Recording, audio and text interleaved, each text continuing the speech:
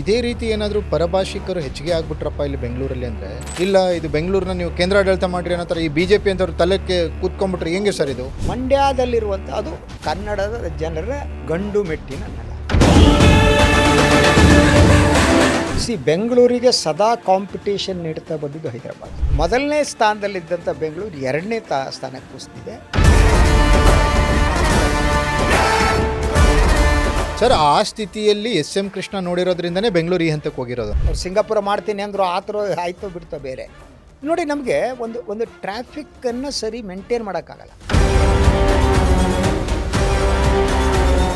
ನೀವು ವಿಶ್ವದಲ್ಲಿ ಬೇರೆ ಕಡೆ ಹೋಗಿ ಸಿಗ್ನಲ್ ನೋಡ್ಕೊಬರೋಕೆ ಹೆಂಗಿರುತ್ತೆ ಅಂತ. ಇಲ್ಲಿ ನೀವು ಒಂದು ಸಿಗ್ನಲ್ ದಾಟ್ತೀರಿ, ಪಕ್ಕದಲ್ಲಿ ರೆಡ್ ಬಿದ್ದು, ಅಲ್ಲಿಂದ ವಿಧಾನಸೌಧ ಇಲ್ಲಿ 1 ಗಂಟೆ.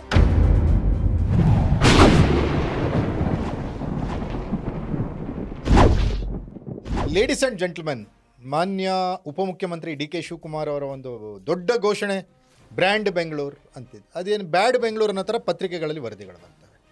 ಯಾಕಂದರೆ ನಮ್ಮ ಬೆಂಗಳೂರಿನ ಮಹತ್ವವನ್ನು ನಾವೇನಾದರೂ ಕಳೆದುಕೊಳ್ತಿದ್ದೀವ ಅನ್ನುವಂಥದ್ದು. ಹವಾಮಾನ ವಿಚಾರದಲ್ಲಿ, ಪೊಲ್ಯೂಷನ್ ವಿಚಾರದಲ್ಲಿ, ಅದಾದಮೇಲೆ IT-BT ವಿಚಾರದಲ್ಲಿ. ಇದಕ್ಕೀಗ ಮತ್ತೊಂದು ಅಂದರೆ, ಬೆಂಗಳೂರು ಹೆಸರಿಗೆ ಬ್ರ್ಯಾಂಡ್ ಬೆಂಗಳೂರು ಅಂತ ನಾವು ಕ್ರಿಯೇಟ್ ಮಾಡೋಕ್ಕೆ ಹೋದಾಗ ಇದಕ್ಕೇನೋ ಕಳಂಕ ಅನ್ನೋ ಥರ. ಬೆಂಗಳೂರು ವಾಸಕ್ಕೆ ಯೋಗ್ಯವಾದಂಥ ಸಿಟಿನಲ್ಲಿ ನಂಬರ್ 1 ಇತ್ತು ಇಂಡಿಯಾದಲ್ಲಿ, ಈಗ 2ನೇ ಸ್ಥಾನಕ್ಕೆ ಕುಸಿದಿದೆ ಅನ್ನುವಂಥದ್ದು. ಇದಕ್ಕೆ ಪ್ರಬಲ ಪೈಪೋಟಿ ಪಕ್ಕದ ಹೈದರಾಬಾದ್. ಈ ವಿಚಾರವಾಗಿ ಅಂದರೆ ಬೆಂಗಳೂರು ಯಾಕೆ ತನ್ನ ಸ್ಥಾನಮಾನದಲ್ಲಿ ಕುಸಿತವನ್ನು ಕಾಣ್ತಾ ಇದೆ ಅನ್ನೋ ವಿಚಾರವನ್ನು ಇಟ್ಕೊಂಡು ಮಾತಾಡಲಿಕ್ಕೆ ಇವತ್ತು ನಮ್ಮ ಜೊತೆಗಿದ್ದಾರೆ ಫೋಕಸ್ ಟಿವಿಯ editorial director Shashidhar Bhat sir ಅವರು. ಬನ್ನಿ, ಅವ್ರನ್ನ ಕಾರ್ಯಕ್ರಮಕ್ಕೆ ಸ್ವಾಗತ ಮಾಡೋಣ. ಸರ್ ನಮಸ್ತೆ. ನಮಸ್ತೆ ಸರ್. ಕಾರ್ಯಕ್ರಮಕ್ಕೆ ಸ್ವಾಗತ ಸರ್. ಈಗ garden city Bengaluru, IT-BT city Bengaluru ಯಾಕೋ ತನ್ನ ಮಹತ್ವವನ್ನು ಕಳೆದುಕೊಳ್ತಾ ಇದೆ ಅನ್ನುವಂಥ ವರದಿಗಳನ್ನು, ಇವು ಸಂಕಟಕ್ಕೆ ಅಥವಾ ಇವೆಲ್ಲ ಒಂದು ರೀತಿ ದುಗುಡಕ್ಕೆ ಕಾರಣ ಆಗ್ತಿದೆ. ಹೌದು. ಸೊ ಒಂದು ಭಾಳ ಮುಖ್ಯವಾಗಿ ಬೆಂಗಳೂರಿಗೆ ಸದಾ ಕಾಂಪಿಟೇಷನ್ ನೀಡ್ತಾ ಬಂದಿದ್ದು ಹೈದರಾಬಾದ್.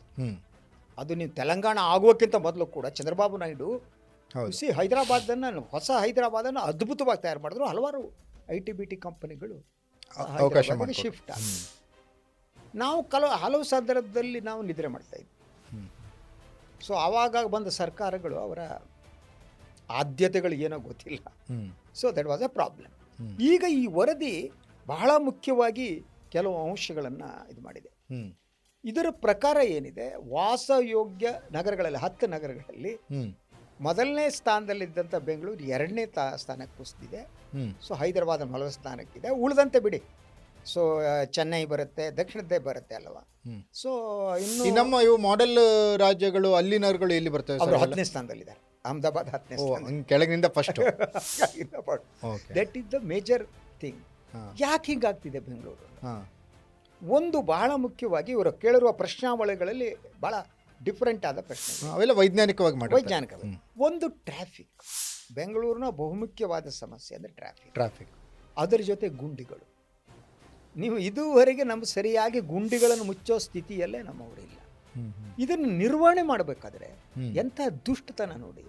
ಬೆಂಗಳೂರು ಮಹಾನಗರ ಪಾಲಿಕೆಗೆ ನೀವು ಚುನಾವಣೆನೇ ಮಾಡಲ್ಲ. ಜನಪ್ರತಿನಿಧಿಗಳಿದ್ದಾರೆ, ಕಾರ್ಪೊರೇಟರ್ ಇದ್ದರೆ ಆ ಏರಿಯಾದ ಅಟ್ಲೀಸ್ಟ್ ಅವನು ಶರಣ್ ಕಾಲರ್ ಹಿಡಿದು ಕೇಳ್ಬೋದಾಗಿತ್ತು. ಏನಯ್ಯ ಸರ್, ಈಗ ಒಬ್ಬರು MLA ಆ MLA ಗೆಲ್ಲಬೇಕು ಅಂತ ಅಂದಾಗ ಸರ್, ಅವ್ರು ಏನು ಮಾಡ್ತಾರೆ, ಕನಿಷ್ಠ ಒಂದು ವಾರ್ಡಲ್ಲಿ 4 ಜನರಿಗೆ ನೀನೇ ಕಾರ್ಪೊರೇಟರ್ ಆಗ್ತೀಯಪ್ಪ ಅಂತ ಹೇಳಿರ್ತಾರೆ. ಆ 4 ಜನ ಕೆಲಸ ಮಾಡಿ MLAನ ಗೆಲ್ಲಿಸ್ತಾರೆ. ಆಯ್ತಾ ಸರ್? ಈ ಕಾರ್ಪೊರೇಟ್ರು ಎಲೆಕ್ಷನ್ ಮಾಡಿಬಿಟ್ರೆ ಒಬ್ಬರಿಗೆ ಟಿಕೆಟ್ ಕೊಡಬೇಕು. ಅವ್ರು 3 ಜನ ಇವ್ರಿಗೆ ಉಲ್ಟಾ ಹೊಡಿತಾರೆ. ನೆಕ್ಸ್ಟ್ MLA ಎಲೆಕ್ಷನಲ್ಲಿ ಇವ್ರು ಗೆಲ್ಲಲ್ಲ. ಇದು ಫಸ್ಟ್ ಪಾಯಿಂಟ್. 2ನೇ ಪಾಯಿಂಟ್, GBA BBMP ಅಂತ ಬಂದಾಗ ಅದೇ ಒಂದು ಸರ್ಕಾರ ಇದ್ದಂಗೆ, ಅಲ್ಲಿ ಮಂತ್ರಿಗಳು ಅದಿದಿರಲ್ಲ, ಸಾವಿರಾರು ಕೋಟಿ ಅನುದಾನ. ಓಕೆ, ಅಭಿವೃದ್ಧಿಗೆ ಅಂತ ಬಂದಾಗ ಅದು ಕಾರ್ಪೊರೇಟ್ರಿಗೆ ಇಷ್ಟು %, ಶಾಸಕರಿಗೆ ಇಷ್ಟು %, ಅಘೋಷಿತ. ಈಗ ಕಾರ್ಪೊರೇಟ್ರ್ ಇಲ್ಲ ಅಂದರೆ ಇವರಿಗೆ ಬರುತ್ತೆ ಪರ್ಸೆಂಟೇಜ್. ಹಂಗಾಗಿ ಯಾಕೆ ಮಾಡ್ಬೇಕು ನಾವು ಅನ್ನೋ ಥರ ಜನರಿಗೆ ಸಂಬಂಧಪಟ್ಟಿದ್ದು. ನೋಡಿ, ಈ ಮಹಾನಗರ ಪಾಲಿಕೆ ಕಾನ್ಸೆಪ್ಟ್ಗಳಿತ್ತಲ್ಲ, ಈಗ ಇವರು ಒಡೆದು 5 ಮಾಡಿದ್ದಾರೆ. ನೀವು ಮಹಾಪೌರರು ಅಂದ್ರೆ ಎಂಥ ಗೌರವ ಆಗುತ್ತಾ? ಪೂಜ್ಯ ಮಹಾಪೌರರು ಅವರು ಅಷ್ಟೇ ಅಲ್ಲ, ನೀವು ವಿದೇಶಿ ಗಣ್ಯರಿಂದ ಯಾರು ಬಂದರೆ ಮಹಾಪೌರರು ಮುಖ್ಯಮಂತ್ರಿಗಳ ಜೊತೆ ಮುಂದೆ ನಿಂತ್ಕೊತಿದ್ವಿ. ಬೆಂಗಳೂರಿನ ಪ್ರಥಮ ಪ್ರಜೆ ಎಲ್ಲ ಅಂತ ಒಂದು ಸ್ಟಿಲ್ ಇದು ಮಹಾರಾಷ್ಟ್ರದಲ್ಲಿದೆ. ಮಹಾರಾಷ್ಟ್ರದ ಮುಂಬೈ ಮಹಾನಗರ ಪಾಲಿಕೆ ಇದೆಯಲ್ಲ, ಅದರ ಬಜೆಟ್ಗಳು ಸಣ್ಣ ಪುಟ್ಟ ರಾಜ್ಯಗಳ ಬಜೆಟ್ಗೆ ಜಾಸ್ತಿ. ಹೌದು. ಸೊ ಇಲ್ಲಿ ಈಗ ಅವರು ಡಿವೈಡ್ ಮಾಡಿ 5 ಯಾಕೆ ಮಾಡಿದ್ರು ಅನ್ನೋದೇ ಗೊತ್ತಿಲ್ಲ. ಅಂದರೆ ನಗರ ಪಾಲಿಕೆ ಅನ್ನುವ ಕಾನ್ಸೆಪ್ಟನ್ನು ಈಗ ಇವತ್ತು ಬಜೆಟ್ ಮಂಡನೆ ಆಗ್ತಾ ಇದೆ. ಯಾವುದೋ ಒಂದು ಮಹಾನಗರ 3,000 ಕೋಟಿ, 3,000 ಕೋಟಿಗಿಂತ ಕಡಿಮೆ 2,000 ಕೋಟಿ. ನೀವು ಒಂದು ಮಹಾನಗರ ಪಾಲಿಕೆ ಏನು ಮಾಡಿ ಅದಕ್ಕೆ ಅಲಾಟ್ಮೆಂಟ್ ನೋಡಿದೆ, ಶಿಕ್ಷಣಕ್ಕೆ 20 ಕೋಟಿ, ರಸ್ತೆಗೆ 10 ಕೋಟಿ, ಈ ಸ್ಥಿತಿಯನ್ನು ನಿರ್ಮಿಸ್ತಾ ಇದ್ದೀರಿ. ಒಂದು ಈ ಡಿವೈಡ್ ಯಾಕೆ ಮಾಡಿದ್ರು ಅಂತ ಗೊತ್ತಿಲ್ಲ. ಒಂದು ಮಹಾನಗರ ಪಾಲಿಕೆ ಬಗ್ಗೆ ಇದ್ದ ಗೌರವ ಇನ್ನೊಂದು ಅದರ ಇನ್ನೆಲ್ಲ ನಾಶಪಡಿಸ್ತಾ ಇದೆ. ಅಲ್ಲ ಸರ್, ಈಗ ವಿಷಯಕ್ಕೆ ನಾವು ಬರೋದಾದರೆ ಸರ್, ಈಗ ಬೆಂಗಳೂರು ಯಾಕೆ ತನ್ನ ಒಂದು ಸಹಜ ಸೌಂದರ್ಯವನ್ನು ಕಳೆದುಕೊಳ್ತಾ ಇದೆ, ಅದರ ಮಹತ್ವವನ್ನು ಕಳೆದುಕೊಳ್ತಾ ಇದೆ? ಈ ಹೊರ ರಾಜ್ಯಗಳಿಂದ ವ್ಯಾಪಕವಾಗಿ ಒಂದು ರೀತಿ ದಾಂಗುಡಿ ಇಡ್ತಿದ್ದಾರೆ ಬೆಂಗಳೂರಿಗೆ, ಅಲ್ವಾ ಸರ್? ಈಗ ರಾಜಸ್ಥಾನದವ್ರು ಸುಮಾರು ಜನ ಇದ್ದಾರೆ, ಆಮೇಲೆ ಗುಜರಾತ್ನವ್ರು ಇದ್ದಾರೆ, UP-ನವ್ರು ಇದ್ದಾರೆ, ಬಿಹಾರದವ್ರು ಇದ್ದಾರೆ, ವೆಸ್ಟ್ ಬೆಂಗಾಲ್, ಯಾರು ಇಲ್ಲ ಬೆಂಗಳೂರಲ್ಲಿ ಅನ್ನೋ ಥರ. ಓಕೆ, ಅವರೆಲ್ಲ ಬಂದಾಗ ಆಬ್ವಿಯಸ್ಲಿ ಟ್ರಾಫಿಕ್ ಜಾಸ್ತಿ ಆಗುತ್ತಲ್ಲ. ಒಂದು ನಗರಕ್ಕೆ ಒಂದು ಧಾರಣ ಶಕ್ತಿ ಅಂತ ಇದೆ. ಹೌದು ಅಲ್ವಾ?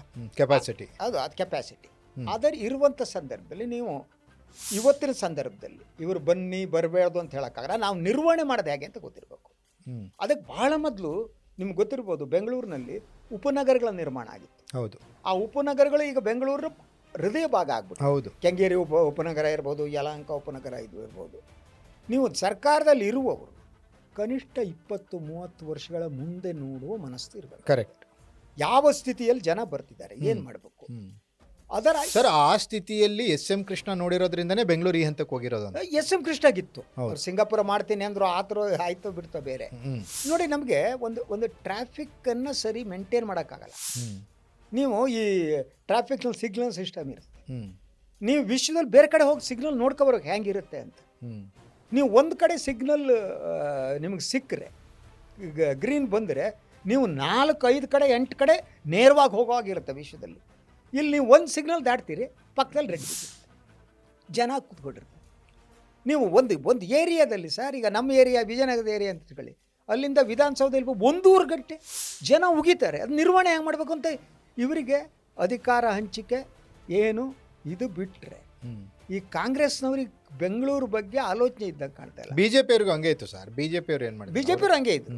ಬಟ್ ಈಗ ಇವರು ಅಧಿಕಾರದಲ್ಲಿ ಇರೋದ್ರಿಂದ ನಾನು ಅವ್ರನ್ನ ಪ್ರಸ್ತಾಪ ಮಾಡ್ತೀನಿ. ಸೊ ಅದ್ರ ಜೊತೆಗೆ ಪ್ಲಾನಿಂಗ್ ನೋಡಿ, ನೀವು ಬೆಂಗಳೂರಿನಲ್ಲಿ ಮೊದಲು ಈಗ ಒಂದು 20-30 ವರ್ಷದಿಂದ 500 ಕೆರೆಗಳಿವೆ. ಇವರು ಕೆಂಪೇಗೌಡರು ಮಾಡಿರುವ ಕೆರೆಗಳು ಬೇರೆ, ಅದು ಅರ್ಧಕ್ಕರ್ಧ ಹೋಗಿತ್ತು. ಈ 500 ಕೆರೆಗಳಲ್ಲಿ ನಂತರ ಸ್ಲೋಲಿ ಅದನ್ನ ಮುಚ್ಚಿ ಲೇಔಟ್ಗಳನ್ನ ಮಾಡಲಾಯಿತು. ಈ ಲೇಔಟ್ ಆದಮೇಲೆ ನೀರಿಗೆ ಒಂದು ಹರಿವಿಕೆ ಇರುತ್ತೆ ಸರ್. ಈ ಮಳೆ ನೀರು ಬಿದ್ದರೆ ಹರಿವಿಕೆ ಇರುತ್ತೆ. ಸೊ ಕೆಂಪೇಗೌಡರ ಕಾಲದಲ್ಲಿ ಅದನ್ನೆಲ್ಲ ನೋಡಿ ಕೆರೆಗಳ ನಿರ್ಮಾಣ ಇದೆಯಲ್ಲ, ಆ ನೀರಿನ ಹರಿವಿಕೆ ಮೇಲೆ ಅವಲಂಬ ಆಗಿದೆ. ಇದನ್ನೆಲ್ಲ ತೆಗೆದ್ಬಿಟ್ಟು ಲೇಔಟ್ ಮಾಡಕ್ಕೆ, ಲೇಔಟ್ ಮಾಡಿದ ಮೇಲೆ ಈಗ ಮಳೆ ಬಂದ್ರೆ ನೀರಲ್ಲೇ ಹರಿಯುತ್ತೆ, ಆ ಲೇಔಟ್ಗಳಲ್ಲಿ ಮುಳ್ಕೊಳ್ಳುತ್ತೆ. ಯಾಕಂದ್ರೆ ಅದು ಕೆರೆ ಜಾಗ. ಹೌದು. ನೀರಿಗೆ ಅನ್ನೋದು ಕೆರೆಯಲ್ಲಿ ಇವ್ರು ಮನೆ ಕಟ್ಟಿರೋದ್ರಿಂದ ಅದು ನೀರು ಕರೆಕ್ಟ್ ಜಾಗದಲ್ಲಿ ಇರುತ್ತೆ, ಮನೆ ಮಾತ್ರ ರಾಂಗ್ ಜಾಗಕ್ಕೆ ಹೋಗಿ. ಆಮೇಲೆ ಸರ್ ಏನಾಗುತ್ತೆ, ಈ ಹೊರ ರಾಜ್ಯದವ್ರು ಬರ್ತಾರೆ ಬೆಂಗಳೂರಲ್ಲಿ, ಕ್ರೈಮ್ ರೇಟ್ ಹೆಚ್ಚಿಗೆ ಆಗ್ಲಿಕ್ಕೂ ಅವರೇ ಕಾರಣ. ಈ ಬಿಹಾರ್, ಆಸಾಮ್ ಕಡೆ ಅತಿ ಹೆಚ್ಚು ಮರ್ಡರ್ ಕೇಸ್ಗಳನ್ನು ನೋಡಿ ಅವ್ರು ಇರ್ತಾರೆ. ಆಮೇಲೆ ಗಾಂಜಾ ಕೇಸ್ಗಳನ್ನು ನೋಡಿ ಹೊರ ರಾಜ್ಯದವ್ರು ಇರ್ತಾರೆ. ಆಮೇಲೆ ನಿಮಗೆ ಈ ಮೊನ್ನೆ ಶೇಷಾದ್ರಿಪುರಮಲ್ಲಿ ನೋಡಿ ಒಂದು ಮರ್ಡರ್ ಮಾಡಿ ಪೀಸ್ ಮಾಡಿ ಫ್ರಿಜ್ಜಲ್ಲಿ ತುಂಬಿಟ್ಟು ಹೋಗಿದ್ದ. ಇವೆಲ್ಲ ಹೊರ ರಾಜ್ಯದವರು, ಉತ್ತರ ಭಾರತದವ್ರು ಬಂದು ಮಾಡಿ, ಇವರೆಲ್ಲ ಹೊರಗಿನಿಂದ ಬಂದ್ ಮಾಡೋದಕ್ಕೆ ಬೆಂಗಳೂರು ಕೆಟ್ಟ ಹೆಸರು ಬರ್ತಾ ಇದೆ ಅಲ್ಲ ಸರ್? ಇದಕ್ಕೆ ಕಡಿವಾಣ ಹಾಕಕ್ಕೆ ಏನು ದಾರಿ ಇದೆ? ಒಂದು ನಮ್ಮ ಜನಗಳು ನೀವು ಹೇಗಿರ್ತಾರೆ ಅಂತಂದರೆ, ನಿಮ್ಗೆ ಸರಳವಾಗಿ ಉದಾಹರಣೆ ಹೇಳ್ತೀವಿ. ನಮ್ಮ ಏರಿಯಾದಲ್ಲಿ, ಚಂದ್ರಾಲಯ ಒಟ್ಟಿ ಏರಿಯಾದಲ್ಲಿ ಮೊದಲು ಒಬ್ಬರು ರಾಜಸ್ಥಾನಿಗಳು ಬಂದರು ನಮ್ಮ ಕ್ರಾಸ್ನಲ್ಲಿ, ಮಾರ್ವಾಡಿ. ಅವರ ಬಂದ ಮೇಲೆ ಸ್ವಲ್ಪ ದಿನಕ್ಕೆ ಇನ್ನೊಬ್ಬರು ಬಂದರು. ಸೊ ಬಂದ್ರು ಏನಾಗೋಯ್ತು ಅಂದರೆ, ಅಲ್ಲಿ ತರಕಾರಿ ಗಾಡಿ ಇಟ್ಕೊಂಡವನು ಹಿಂದಿಲಿ ಮಾತನಾಡೋ ಸಿಚುವೇಶನ್ ಬಂದ್ಬಿಡ್ತು.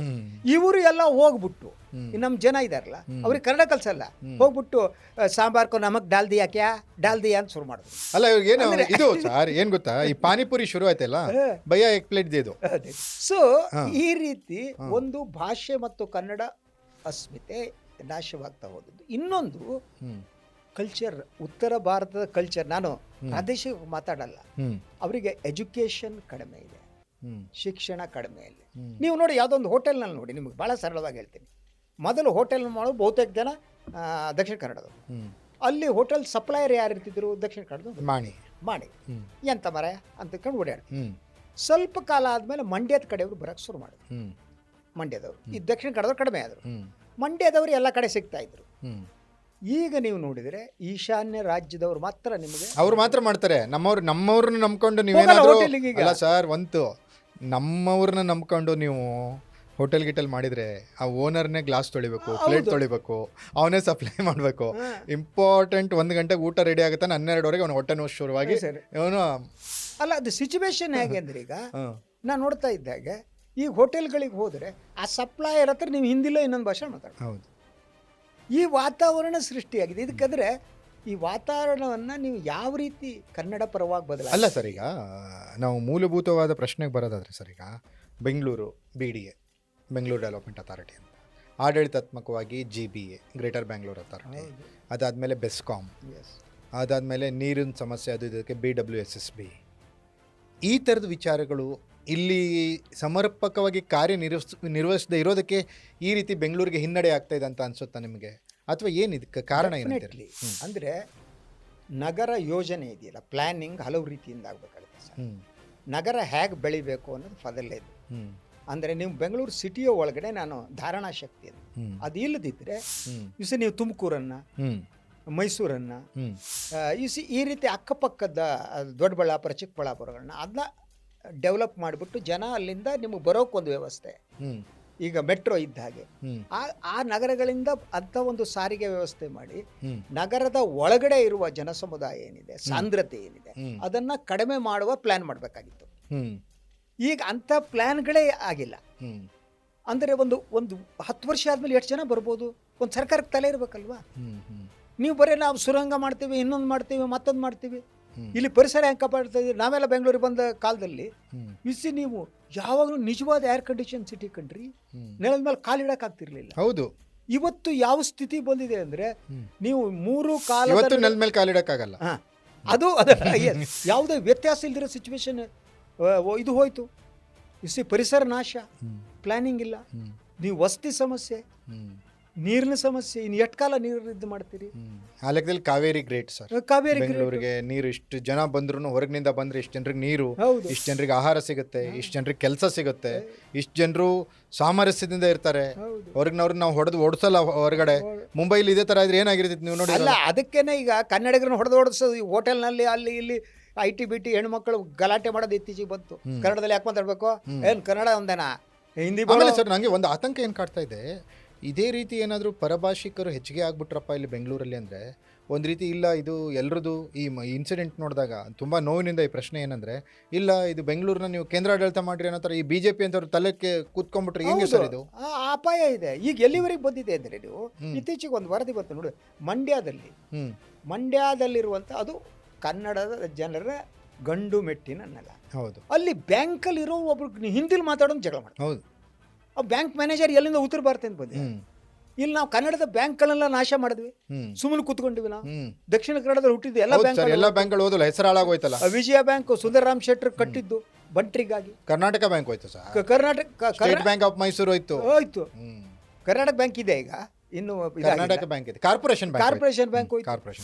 ಎಲ್ಲ ಬ್ಯಾಂಕ್ಗಳು ಕನ್ನಡಿಗರ ಬ್ಯಾಂಕ್ಗಳು ತಗೊಂಡೋಗ್ಬಿಟ್ಟು ಹಾನಿಯಲ್ಲಿರುವಂತ ಉತ್ತರದ ಬ್ಯಾಂಕ್ ಜೊತೆ ಬ್ಯಾಂಕ್ ಆಫ್ ಬರೋಡಾ ಜೊತೆ ಮರ್ಜ್ ಮಾಡ್ಬಿಟ್ರು. ನಾವು ಹೋಗ್ಬಿಟ್ಟು ನಿರ್ಮಲಕ್ಕನ ಹತ್ರ ಅಯ್ಯೋ ನಿರ್ಮಲಕ್ಕ ಅಂದ್ಕೊಂಡು ಕೂತ್ಕೊಂಡಿದ್ವಿ. ಯಾಕ್ರಿ ಬಂದು ಗಟ್ಟಿ ಧ್ವನಿಯಲ್ಲಿ ನಮ್ಮ ಕನ್ನಡಿಗರ ಬ್ಯಾಂಕು, ಮೈಸೂರು ಬ್ಯಾಂಕು, ಅದರ ಇತಿಹಾಸ ಏನು ವಿಶ್ವೇಶ್ವರಯ್ಯ ಕಾಲದಿಂದ ಅದು ನಮ್ಮ ಬ್ಯಾಂಕ್ ಉಳಿಸ್ಕೋಬೇಕು ಅಂತ ಕನಿಷ್ಠ ಪ್ರತಿಭಟನೆ ಕೂಡ ನಡೀಲಿಲ್ಲ. ಹೌದು, ನಾವು ಪೂಜಕರಾಗಿ ಕೂತ್ಕೊಂಡ್ವಿ. ಆ ಬಂಟ್ರು ಅವರ ಬದುಕಿಗೆ ಕಟ್ಟಿದ ವಿಜಯ ಬ್ಯಾಂಕು ದಕ್ಷಿಣ ಕನ್ನಡದವರು, ಆ ಬಂಟ್ರೆಲ್ಲ ಹೋಗ್ಬಿಟ್ಟು ಮೋದಿ ನಿರ್ಮಲಕ್ಕನ ಭಜನೆ ಕೂತ್ಕೊಂಡು ಅವ್ರ ಬ್ಯಾಂಕನ್ನೇ ಕಳ್ಕೊಬಿಟ್ರು. ಹೋಯ್ತು ಬ್ಯಾಂಕು, ಲಾಸ್ ಆದ ಉತ್ತರ ಭಾರತ ಬ್ಯಾಂಕ್ ಒಳಗೆ ಮರ್ಜ್ ಮಾಡಿಬಿಟ್ಟು ಎಲ್ಲ ಸುಂದರವಾಗಿ. ಎಲ್ಲಾ ರೀತಿಯಿಂದನೂ ಸರ್, ಎಲ್ಲಾ ರೀತಿಯಿಂದನೂ ದಕ್ಷಿಣ ಭಾರತದ ಸುಲಿಗೆ ಆಗ್ತಾನೆ ಇದೆ. ಬೆಂಗಳೂರು ಅದಕ್ಕೆ ಹೆಚ್ಚಿಗೆ ಕಾಂಟ್ರಿಬ್ಯೂಷನ್ ಕೊಡ್ತಾನೆ. ಹಾಗಾದ್ರೆ ಸರ್ ಇದಕ್ಕೆಲ್ಲ ಪರಿಹಾರ? ಪರಿಹಾರ ಹೀಗೆ ಅಂತ ಹೇಳೋದು ಕಷ್ಟ. ಒಂದು ಜನ ಒಂದು ಹಂತ ಮೀರಿದ ಮೇಲೆ ಪ್ರತಿಭಟಿಸೋಕೆ ಪ್ರಾರಂಭ ಮಾಡ್ತಾರೆ. ಅಷ್ಟೊತ್ತಿಗೆ ಕಳ್ಕೊಂಡಿರ್ತೀವಲ್ಲ ಸರ್. ಆಗ ಇಲ್ಲ, ಆ ಪ್ರತಿಭಟನೆ ಇದೆಯಲ್ಲ, ಆ ಪ್ರತಿಭಟನೆ ಬಂದಂಥ ಸಂದರ್ಭದಲ್ಲಿ ಆವಾಗ ಕಳೆದುಕೊಳ್ಳೋದಲ್ಲ, ಗ್ರ್ಯಾಬ್ ಮಾಡುವ ಸ್ಥಿತಿ ಬರುತ್ತೆ, ಕಸಿದುಕೊಳ್ಳುವ ಸ್ಥಿತಿ ಬರುತ್ತೆ. ಇದೇ ಪರಿಸ್ಥಿತಿ ಬಂದರೆ ದಕ್ಷಿಣ ಭಾರತ ಏನಿದೆ ಅದು ಕಸಿದುಕೊಳ್ಳುವ ಹಂತಕ್ಕೆ ಮುಟ್ಟಬಹುದು. ಯಾಕಂದ್ರೆ ಒಂದು ಕಡೆ ಸಾಂಸ್ಕೃತಿಕ ದಾಳಿ ಇದೆ, ಇನ್ನೊಂದು ಕಡೆ ಭಾಷಾ ದಾಳಿ ಇದೆ, ಮತ್ತೊಂದು ಕಡೆ ನೀವು ಅಲ್ಲಿ ಆಯಾ ಪ್ರದೇಶದ ಸಂಸ್ಕೃತಿ ಪರಂಪರೆ ಉಳಿತಾ ಇಲ್ಲ, ದಬ್ಬಾಳಿಕೆ ನಡೀತಾ ಇದೆ. ನಾವೆಲ್ಲ ಒಂದು ಅಂದ್ಕೊಬಿಟ್ಟು ಸ್ಥಳೀಯ ಸಂಸ್ಕೃತಿ we are losing it. Yes sir. So ಅದರಿಂದ ಜನ ಒಂದು ಕಾಲದಲ್ಲಿ ಎದ್ದು ಪ್ರತಿಭಟನೆ ಮಾಡ್ತಾರೆ. ಆ ಟೈಮ್ ಬಂದೇ ಬರುತ್ತೆ. ಬರುತ್ತೆ. Yes sir, thank you sir. ಇದು ಕೋಟೆ ಬಾಗಿಲು ಯಾವಾಗ ಹಾಕ್ತಾರೆ, ಕೊಳ್ಳೆ ಹೊಡೆದ ಮೇಲೆ ಕೋಟೆ ಬಾಗಿಲು ಹಾಕ್ತಾರಾ ನಮ್ಮ ಜನ, ಅಥವಾ ಅದಕ್ಕಿಂತ ಮೊದಲು ಎಚ್ಚೆತ್ಕೋತಾರ ಅನ್ನೋದು ಶಶಿಧರ್ ಭಟ್ ಅವರ ಮಾತುಗಳಲ್ಲಿ ಸ್ಪಷ್ಟವಾಗಿ ಅರ್ಥ ಆಗುತ್ತೆ. ಇದಾಗಿತ್ತು focus TV editorial director Shashidhar Bhat ಅವರ ಜೊತೆಗಿನ ಬ್ರ್ಯಾಂಡ್ ಬೆಂಗಳೂರು ಯಾಕೆ ಬ್ಯಾಡ್ ಬೆಂಗಳೂರು ಆಗ್ತಾ ಇದೆ ಅನ್ನೋದರ ಒಂದು ವಿಶೇಷ ಸಂವಾದ. ನೆಲ ಜಲ ಭಾಷೆಗಾಗಿ ನೋಡ್ತಾ ಇರಿ ಫೋಕಸ್ ಟಿವಿ.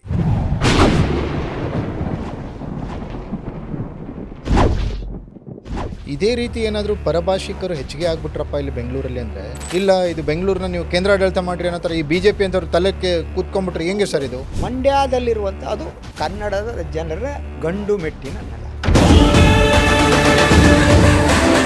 ಬೆಂಗಳೂರಿಗೆ ಸದಾ ಕಾಂಪಿಟೇಷನ್ ನೀಡ್ತಾ ಬಂದಿದ್ದು ಹೈದರಾಬಾದ್. ಮೊದಲನೇ ಸ್ಥಾನದಲ್ಲಿದ್ದಂಥ ಬೆಂಗಳೂರು 2ನೇ ಸ್ಥಾನಕ್ಕೆ ಕುಸಿದಿದೆ. ಸರ್, ಆ ಸ್ಥಿತಿಯಲ್ಲಿ SM ಕೃಷ್ಣ ನೋಡಿರೋದ್ರಿಂದನೇ ಬೆಂಗಳೂರು ಈ ಹಂತಕ್ಕೆ ಹೋಗಿರೋದು. ಅವ್ರು ಸಿಂಗಾಪುರ ಮಾಡ್ತೀನಿ ಅಂದರು, ಆ ಥರ ಆಯ್ತೋ ಬಿಡ್ತೋ ಬೇರೆ. ನೋಡಿ, ನಮಗೆ ಒಂದು ಟ್ರಾಫಿಕ್ಕನ್ನು ಸರಿ ಮೇಂಟೈನ್ ಮಾಡೋಕ್ಕಾಗಲ್ಲ. ನೀವು ವಿಶ್ವದಲ್ಲಿ ಬೇರೆ ಕಡೆ ಹೋಗಿ ಸಿಗ್ನಲ್ ನೋಡ್ಕೊಬರೋಕೆ ಹೆಂಗಿರುತ್ತೆ ಅಂತ. ಇಲ್ಲಿ ನೀವು ಒಂದು ಸಿಗ್ನಲ್ ದಾಟ್ತೀರಿ, ಪಕ್ಕದಲ್ಲಿ ರೆಡ್, ಅಲ್ಲಿಂದ ವಿಧಾನಸೌಧ 1 ಗಂಟೆ